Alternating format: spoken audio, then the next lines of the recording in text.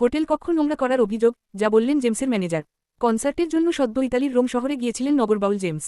এই সফরকে কেন্দ্র করে গুরুতর অভিযোগ উঠেছে নগরবাউলের বিরুদ্ধে।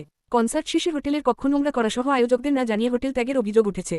সামাজিক মাধ্যমে এই নিয়ে ব্যাপক আলোচনা তৈরি হলে সংবাদ মাধ্যমে বিষয়টি নিয়ে মুখ খুলেছেন ব্যান্ডটির মুখপাত্র ও ম্যানেজার রুবাইয়াত ঠাকুর রবিন। যে কক্ষটিকে ঘিরে অভিযোগ তোলা হয়েছে, সেখানে জেমস কিংবা ব্যান্ডের নিয়মিত কোনো সদস্য ছিলেন না বলে দাবি নগরবাউলের।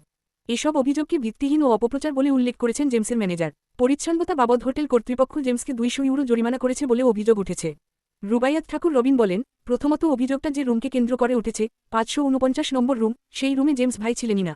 জেমস ভাইয়ের রুম নম্বর ছিল 345, আর আমি ছিলাম নিচের তলায় 246 নম্বর রুমে। ব্যান্ডের অন্য সদস্যরা ছিলেন 244 নম্বর রুমে। রবিন জানান, 549 নম্বর কক্ষে ছিলেন যুক্তরাষ্ট্র থেকে আসা তাদের এক অতিথি মিউজিশিয়ান, যিনি শুধু ওই অনুষ্ঠানের জন্যই চুক্তিবদ্ধ ছিলেন। হোটেল ছেড়ে আসার ঘটনার বিবরণ দিয়ে জেমসের ম্যানেজার জানান, তারা নিয়ম মেনেই হোটেল থেকে চেক আউট করেছেন। তবে নির্ধারিত সময়ে মূল আয়োজকদের কেউ সেখানে উপস্থিত ছিলেন না। হোটেল কর্তৃপক্ষের ভূমিকা নিয়ে রবিন বলেন, আমরা যখন চেক আউট করলাম, তখন তো হোটেল কর্তৃপক্ষ আমাদের কিছুই বলল না। আমাদের সমস্ত ডকুমেন্টস তো তাদের কাছে ছিল। ইতালি তো আইন অনুযায়ী চলে, কোনো সমস্যা হলে তারা ইচ্ছা করলেই আমাদের আটকাতে পারত, জরিমানা নিতে পারত। কিন্তু তখন কিছু করল না। 4-5 ঘণ্টা পর আয়োজকরা এই অভিযোগ নিয়ে আসছে।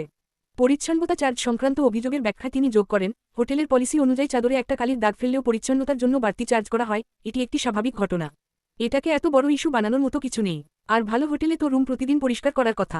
আমরা একদম সাধারণ পলিসি অনুযায়ী রুম চেক আউট করে ভেনিসের পরবর্তী অনুষ্ঠানের জন্য চলে আসছি।